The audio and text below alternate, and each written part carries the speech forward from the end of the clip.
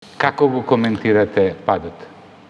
Искрено речено, јас како новинар секогаш сум ги следел овие извештаи кои што ги објавуваат меѓународни организации како што се Репортери без граници, меѓутоа и други меѓународни организации, Хелсиншки комитет и така натаму, во однос на слободата на медиумите, во однос на позицијата на новинарите во општеството. Искрено да ви речам, јас ги прифаќам оценките секогаш како критични и како добронамерни во овој контекст, така што и кон овој извештај треба да се гледа на тој начин.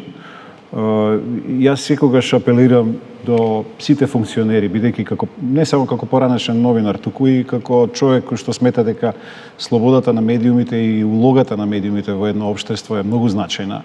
Медиумите се голем коректив, четврта власт, и особено во состојби кога имаме слаба опозиција или во состојби кога имаме општество каде што политичките структури, голема е поделбата меѓу граѓаните во однос на политички табори, многу е важна улогата на медиумите и тие да имаат навистина независна, професионална и одговорна позиција. И во тој контекст ценам дека овие критики на меѓународните организации се добре дојдени. Јас би апелирал и постојано апелирам до сите членови на владата, до директори на институции, да имаат соодветен професионален однос кон новинарите. Се разбира, тој однос треба да биде двостран.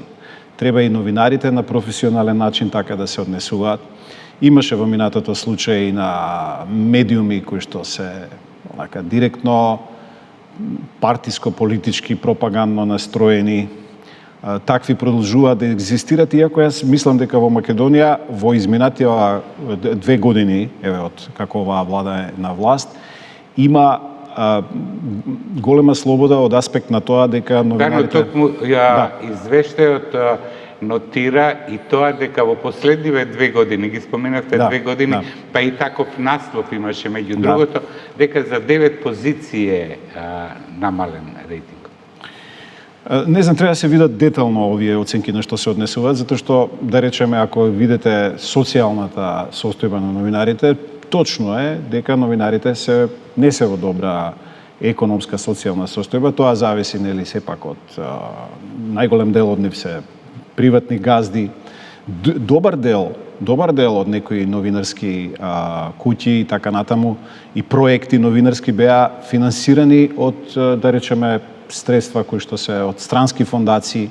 Познато е дека USAID запре многу средства, така што сите ја чувствуваат, и невладиниот сектор, и медиумите чувствуваат намалување на средствата и на тој начин многу помалку можности да сопствената социјална состојба и економска состојба се подобрат во општеството. Добро, ако новинарството го сметаме како коректив на власта, треба тоа да биде двострано.